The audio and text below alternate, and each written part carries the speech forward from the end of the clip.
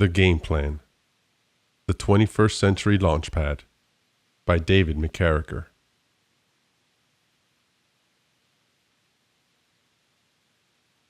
We already know the game plan. We already know the trajectory. Scenario A.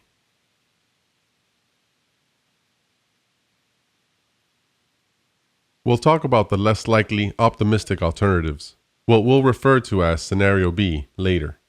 For now, the nearly inevitable Scenario A is that we slip into a Mad Max world while a slice of the species takes off with the by and large fleet. To say it is a slippery slope means we are already sliding, yet there are ways to resist. Those ways that resist are, today, bad cop and good cop. Authoritarian daddy and suffocating mommy. Hustle and grind. Sacrifice yourself going hard versus permissive free-spiritedness shackled to harm reduction. Don't have sex outside of marriage versus go for it. Just use these condoms. In reality, the only winner is porn. Mommy and daddy broke up in the 20th century. Politics ended somewhere in there. History ended too. But cyber history began in 1992. That's where we are now. The material conditions evolve faster than our ability to process them, much less to theorize. Theory is a leisure sport.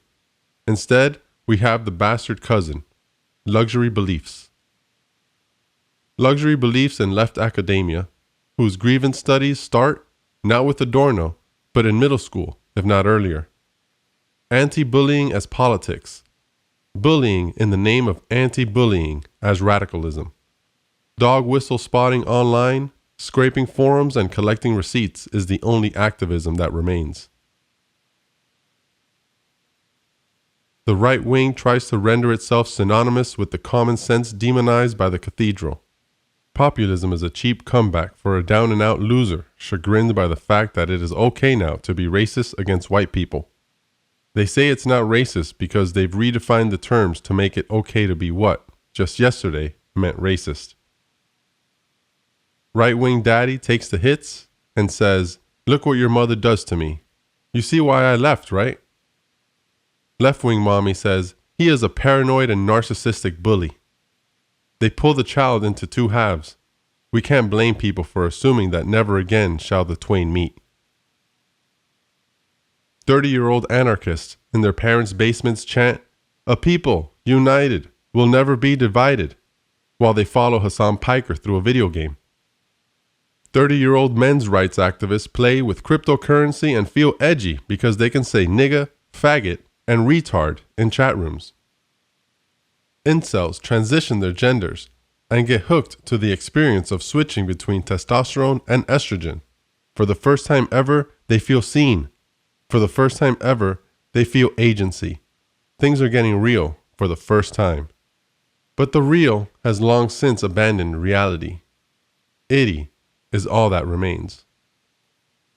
The duopoly lends the culture war's two supposed sides a sense of belonging. Even the ones who are too far left or right to find any relatability or hope in either of the party wings, their identities are nonetheless defined in reference to being to the left or right of the machine's image represented through media and education. In the PCFM, the center is always now relative from the niches. Mainstream has been subsumed by niche streams. Mom and dad scream at each other while the kid turns up the music, but the music got replaced with politics somewhere between 2008 and 2016. What had been a scene started by ostensibly political bands eventually gave itself over to what it really was, the site of the production of hot topics in malls across the country. But those malls closed down, and those hot topics moved to MySpace, then scattered, burrowing into the most intensely niche corners of the web, where, after soaking in radioactive resentment, morphed into politics without politics, irony without humor, and communication without courage. Now it's just lurking, liking, blocking, and subscribing. It's a ghost mall of voyeurism. Mom and dad keep transitioning now. Dad is dating a man, but he was a woman not too long ago. So is it gay or not? Mom is the new dad, and dad is a fuckboy, a celibate pickup artist, addicted to extremely degrading and abusive porn when not watching people kill themselves online. But he has some really cool stories and one hell of a pop culture artifact collection. Somewhere between here and Mad Max is Hunger Games. Districts 1 and 2 are not the United States and Europe so much as neighborhoods 3 blocks away from the tweakers in every country where they have not yet been disappeared. The cultural politics of believe women, believe children, center the marginalized, land back, looting is good actually, and we're just paying for our sins as white settlers, are the battered wife who was asking for it all along, according to the politics of get yourself together, stand up straight, head high, take responsibility, and stop telling the kids the war was already won because we're going to get invaded if we become complacent. Both agree, in their own ways, that we have a tremendous weight to bear as the dominant superpower. This divorce represents the split between harm reduction and self-sacrifice, between consumer individualist egoism and producer family egoism, between PMC and petite bourgeoisie. But it only represents aspects of people, and nothing close to half of the people. Nevertheless, even if you only take half the Lakoff pill, it becomes clear that these are the dominant frameworks for making sense of our lives. The warring parents have a lot in common, but the mother threatens to abort the pregnancy, while the father says if she won't, he'll refuse to pay for the child. And we're the children, getting schooled in an education system that aims to tell us whether we deserve to be in the nice neighborhood or the one that is 3 blocks away. Deservingness is such an interesting problem considering the fact that the people who take off with the by and large fleet are going to feel like they deserve it. Only the first generation need tell itself that though, because it won't take long to shed any memory of what or who was left behind. Long before Earth became uninhabitable, due to toxic radiation, the elite had already built themselves underground bunker mansions. The luxury space stations were next. It was already easy to live without ever coming into contact with the poors, much less the lower working and unemployed. They told themselves they believed in progress, and that it was unfair to be treated in such a prejudicial way by ignorant society. They cloned themselves. They developed the means to back their minds up while simultaneously engineering the nanotech to reverse cancer and ultimately aging. The progressive side told themselves they would find a more habitable planet, one not fettered by old traditional belief systems. The traditionalist ones set out to establish new cities of God to serve entire planets of their progeny. Trans and trads belonging to District 1 and 2 leave as toxicity levels get too high. Toxicity was their code word for rioting rebels. Remember the scene from WALL-E when Shelby Forthright is on the TV saying, "Don't come back. The toxicity levels are too high." From the standpoint of an innocent who knows nothing of class war, who takes humanity to be one big unsplit collectivity, it looks like an earthquake is happening. But if you go back and watch it, you'll realize those were bombs going off. Shelby Forthright was, in that scene, in a base that was under siege. The resistance was, in a sense, successful. Successful enough that by and large vowed to not return until toxicity levels were reduced to 0. That was their code word for genocide on a level not imagined since Noah's flood. Except instead of God choosing his chosen family to board an ark alongside representatives of all of the earth's creatures, capital got to choose who would survive. Rather than this being on the basis of moral worth, the choice was a simple economic proposition. Are you rich enough? Moldbug's neo-cameralist patchwork was the logical, neo-feudalist conclusion of the course capital had been on for centuries, if not millennia, if D&G are to be believed. By and large, ships are the natural destination that rich flight, usually race-washed by progressive sociologists as white flight, culminates in when it takes this, well, you're free to leave when you like, attitude toward the refuse produced by the system. As increasing numbers of disposable human resources are produced by the profitability crisis and concomitant development of automation, the question of where that human refuse goes, how it lives, and what it becomes is not something that Moldbug ever thought too hard about. Airstrike. Next question. How has that worked with Palestinians? They don't go away. Just wait until they're Americans with 3D printable weaponry. The more wealthy, efficient, and ultimately automated the system, the more these toxicity levels go up. Wally could see the necessary conclusion of Moldbug's suicidal realism. The only other important part everyone misses in Wally is when Eve shoots at the cockroach. This is the scene that confirms the class war interpretation of toxicity. A flying robot from space 700 years in the future would not shoot without being commanded to. What was Eve's mission? To find vegetable life. But why did she shoot? Because vegetable life is all, by and large, wanted to remain. Eve-like robots had, for hundreds of years up to this point, been shooting anything that moves. And rightfully so. Beneath the rocks were other creatures who, like cockroaches, have crafty ways of surviving. Humans, or something that resembles them, were eventually abandoned to fight water wars amongst themselves, their true class enemy long since having abandoned the planet while taking everything precious with them. This goes beyond Mad Max and includes the Fallout storyline, Borderlands too. That's what we're all preparing ourselves for, right? Elon Musk-like figures sold us the vision of eternal life, full automation, and space travel. The point was, it would only ever be for an extreme few. What does it mean to say we are living in the end times, in the darkest timeline? It means humanity lost legitimate cause for hope. It means the old options of liberalism, communism, and fascism melded into a schizophrenic monster. The parental dynamic oscillates between domestic disputes and divorce ad infinitum. And the children throw tantrums while doing their utmost to game the system by egging one on against the other. Well, Mom lets me. Well, Dad said. Well, your dad is a fascist. Your mom is a communist. And so they go on, babbling away and feeling important as the systems their games run on suck the lifeblood of children and the Earth's rarest minerals into the black hole of a digital OJA. Soviet fetishists smirk from their basements because they know this is all just culture war. If only everyone else could interpret history from 100 years ago correctly, then they would understand that the fight is not over. Their libertarian alter egos feel the same way about the Civil War and fiat currency, slowly sliding into opportunistic despotism. Both sides are the superstructural shock troops of the comment sections.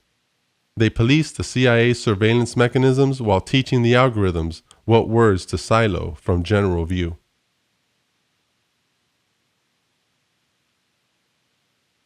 Scenario B. In the midst of all this noise and screaming consumption were workers, dropouts, and burnouts who had it with partying, activism, or academia. A certain kind of scene kid who didn't want to just be a scene kid. They did everything they could to experiment with the medium, to reprogram themselves, and to short-circuit their way to some other timeline. Rumor has it that something actually worked. Time-energy theory, PCFM analysis, critical media theory research and experimentation, as well as the broader critical social theory work that culminated in the theory of nature, nurture, and natality, opened a new horizon that we can refer to as soul-soil cycles. These concepts and practices cultivated a rich milieu that, over the course of 3 generations, undermined the cultural duopoly while simultaneously breaking the habitual routes that movement energy had traditionally taken. The movement-terminating cliches didn't work anymore. The new particularist universal form of individual collective value priority overcame the old deadlocks and gerrymandering of Befindlichkeit. The timeline they opened got them out. Their future still sucked. It was certainly no utopia. Parents still fought, But at least parents continued to exist, and they stopped telling themselves they were the same. Instead of the misery of wage labor, this alternate future surpassed the old divisions of physical and mental labor, as well as the separation between rulers and ruled. Automation rendered most bullshit jobs obsolete, and the shitty jobs that couldn't be automated got turned into a rite of passage to adulthood for full citizenship. Global exchange student worker programs took the place of most classroom learning.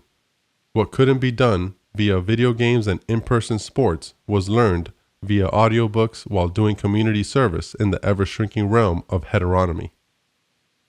Convivial, time-energetic institutions built around the discovery and cultivation of talent via a mixture of free exploration and tutelage took the place of both schools and libraries in digital meccas located physically in disparate locations across the vast wildernesses, in small towns, and in mega-urban centers that developed to suit the needs of people who found out how much more there is to do once you aren't drained by a job.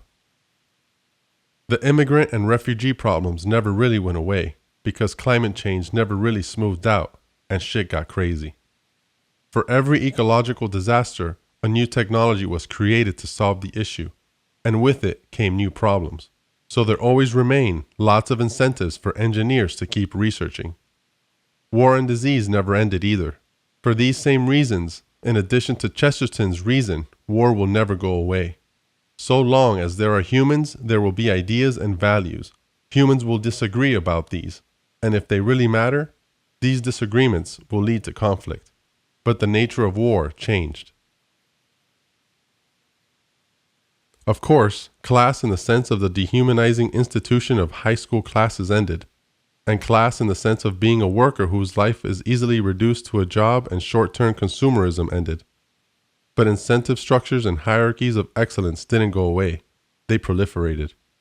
It turns out that humans with time energy spend it on ways of making themselves more attractive, which, in a post-commodity-centric world, doesn't mean plastic surgeries and cosmetics so much as amazing feats of human accomplishment. It became normal to be in a couple of bands, speak 6 languages, translate ancient texts, interpret the canon, argue over what is, in fact, canon, and critique the canon. Though war and forms of class differentiation never went away, the canon replaced most belonging on the basis of blood and soil. Humans need worldhood and roots, so they learned to do as the Jews had done long before was cool. Nomadic or not, the roots that matter most belong to language and find their power in navigating within and between locales, texts, and the art of interpretation. Citation: the most important missing chapter from 1,000 Plateaus, Becoming Jew. Belonging on the basis of having labored to earn the capital to purchase property also lost intelligibility. Belonging moved from labor to merit through how one spends one's time energy. Instead of saying, "This land is mine because I bought it fair and square," a person was more likely to say, "I get to stay at this amazing vacation location because I am the world's most accomplished Tetris player." Or, "I grew the most beautiful tomatoes this year." Every league for every passion has its own credits to give out that grant access to certain privileges. Every major undertaking and its related fields has claim to 1,000 shiny rewards at the end. Belonging, no longer being dependent on blood and soil or the sweat of one's brow, at least in the form of labor, excluded both fascism and liberalism. But what about communism? Belonging on the basis of collectivity became even more difficult. Abstract humanity became a highly debated notion. Various forms of racism continued, but these were banal, because they were mostly disputes over where one would rather visit, what food one prefers to eat, or the sports one liked most. These disputes reached new levels as every locale developed its own rich culture. Though McDonald's never went away, it got better at least. The local eats in every city became incredibly diverse. Seattle versus Portland may as well be as different as Bangkok from Boise, Idaho. Those who inevitably still prized blood and soil, actual labor, or the universal human collective abstraction all continued to exist, but mostly as history buffs, Renaissance fair enthusiasts, and Well, the latter category, the eternal communists, they did something cool. They worked with progressives to establish what they called lighthouses. The mission of these places was to offer universal human escape.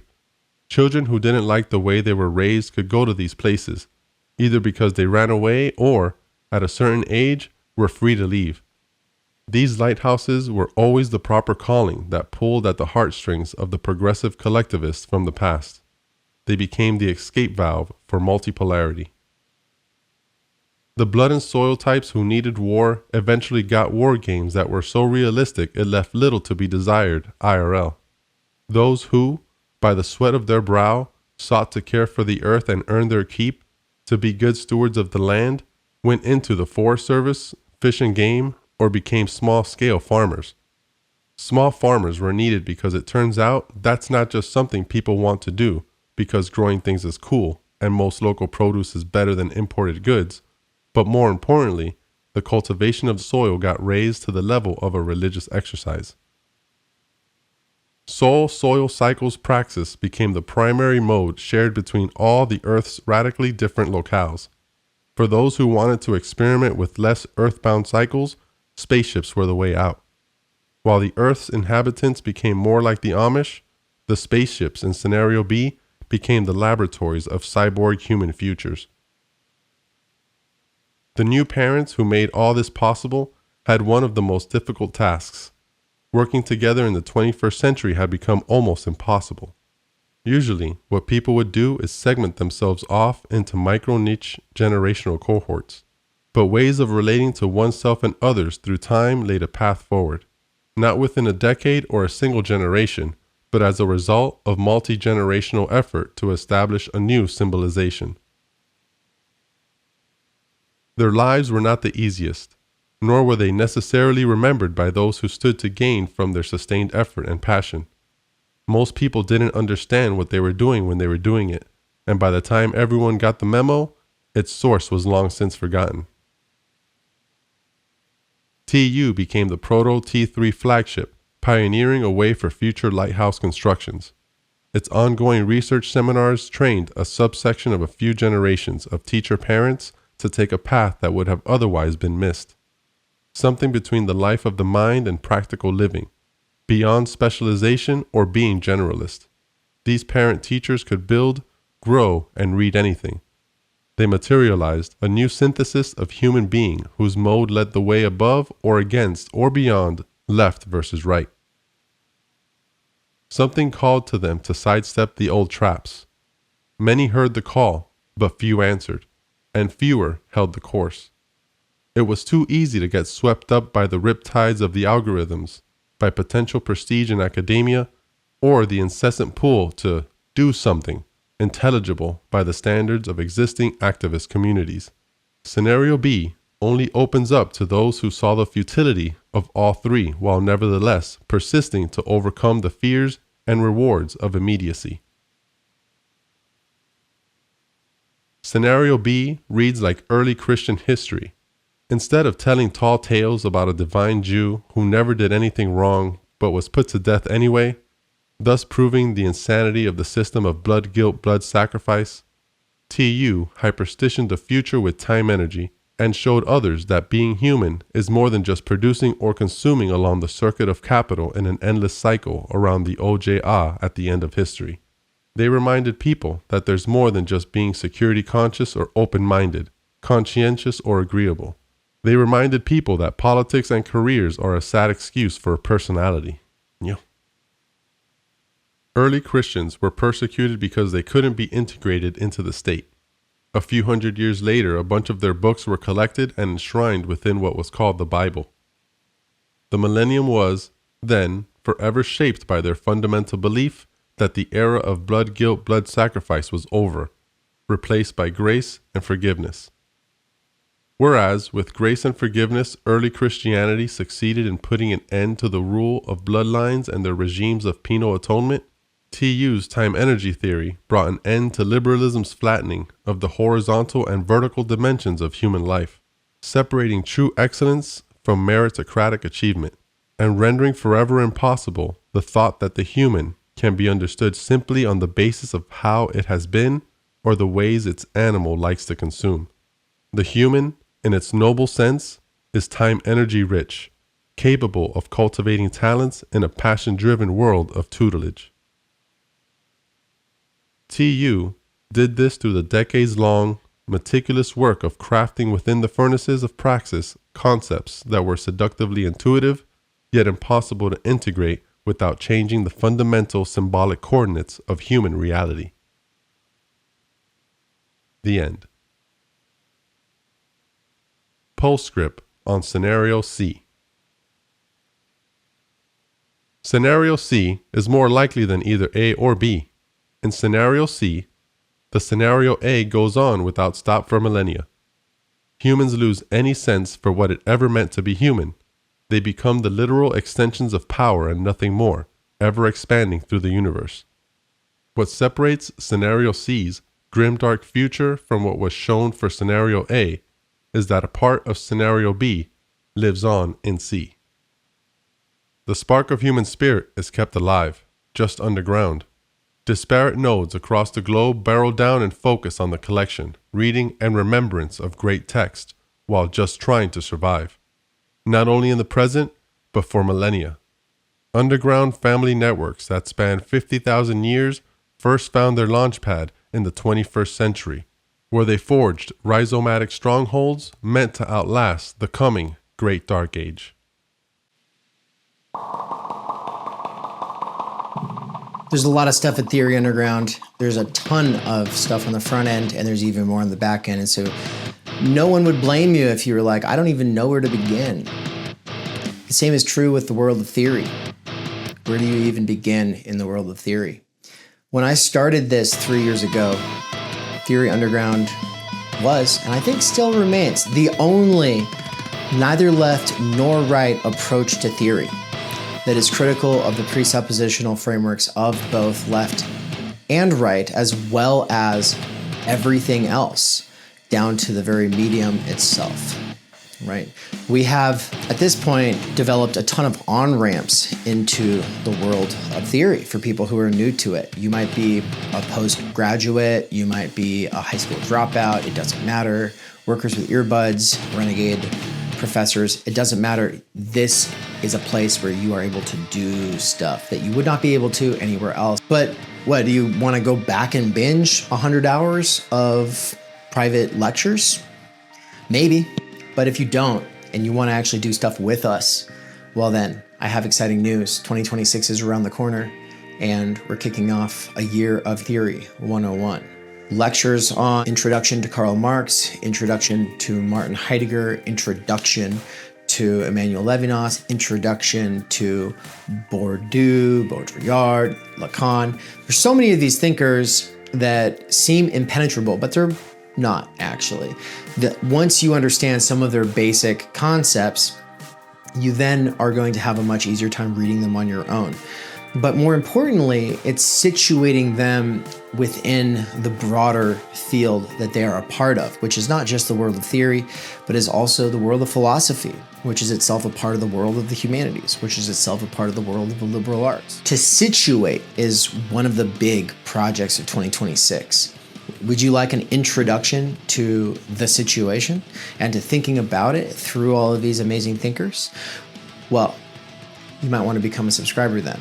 We're also going to have a whole bunch of guest lectures. There's some really cool ones in the works. Great collaborations. I can't tell you too much about it just yet, but get involved.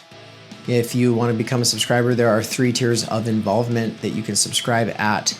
The bottom one gets you access to the past course content. It gets you access to the upcoming courses, to the ongoing seminars. It's pretty much like the basic one, right? But the higher ones get you special access to things that go on a monthly basis that help you develop your theory writing, that help you actually publish your first book, etc. And so if you're interested in that kind of development, if you want to take this from being like a mere pastime or hobby to being something that actually develops you and your ability to think about and understand the world and express yourself, then Theory Underground 2026, it is the place to be subscribing to. And I think you should do it. Like, this is not just an advertisement. This is like real life, guys. Like, this is what matters. And I'm not saying this to a giant audience. I'm not saying this to anyone or no one. I'm saying this to you, and I'm saying it to an audience that I've been very careful to cultivate, of people who are serious about what they're doing here, who aren't just doing this because they're like consumer nihilists. I'm looking for people who want to make themselves better. I'm looking for people who are committed to future humanity. I'm to an intergenerational base building kind of project. If that's you, if that speaks to you, get involved now, because it makes all the difference. I need you. I need people who are serious on board. And I'm looking forward to kicking off this 2026 cohort. I hope to see you there. And so get involved, and we'll do that.